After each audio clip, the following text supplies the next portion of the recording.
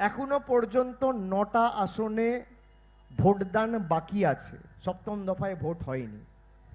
33টা আসনে ভোট হয়েছে। 33টার মধ্যে তৃণমূল 23 পার করে দিয়েছে। আমি আপনাকে বলছি, আমার নাম দিয়ে আপনারা চ্যালেঞ্জ করছি, খবরের কাগজে লিখলে লিখুন, সংবাদ মাধ্যমে দেখালে দেখান, 4 তারিখ ভোট বাক্স খুলবে, মিলিয়ে নেবেন।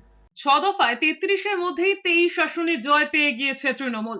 ডায়মন্ড হারবারের জনসভায় এমনটাই দাবি করেছেন অভিষেক বন্দ্যোপাধ্যায়। নিজের ডায়মন্ড হারবার কেন্দ্রে বিজেপিকে চ্যালেঞ্জও ছুড়েছেন তিনি। তৃণমূলের সাধারণ সম্পাদক বলেছেন, গত 6 পর্বে 33 লোকসভা আসনে ভোট হয়েছে, এখনো 9টি আসন বাকি রয়েছে। তার দাবি, তৃণমূল গত 6 পর্বেই 23টি আসন অতিক্রম করে গিয়েছে। 4 জুন তার দাবি মিলিয়ে নিতে বলেছেন। সারদা দেবীকে অপমান নিয়ে নরেন্দ্র মোদীকে আক্রমণ করেছেন অভিষেক বন্দ্যোপাধ্যায়। 1 মাস আগে যে সারদা দেবীকে অপমান করেছিলেন, তার বাড়িতেই গিয়েছেন নরেন্দ্র মোদী। কলকাতায় প্রধানমন্ত্রীর রোড শোকে এইভাবেই আক্রমণ করেছেন অভিষেক বন্দ্যোপাধ্যায়। তিনি আরো বলেছেন, 2019-এ বিদ্যাসাগরের মূর্তি ভাঙচুর করেছিল, তারাই এখন স্বামী বিবেকানন্দর বাড়ি যাচ্ছেন। তৃণমূলের প্রতিনিধিদের বলবো যে স্বামী বিবেকানন্দর বাসভবনে স্বামীজির যে মূর্তি আছে সেটাকে বুক দিয়ে আগলে রাখবেন এই উচ্ছিষ্ট গুণর থেকে।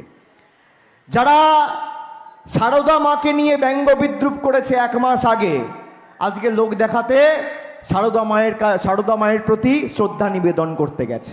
এই দ্বিচারিতা চলবে না।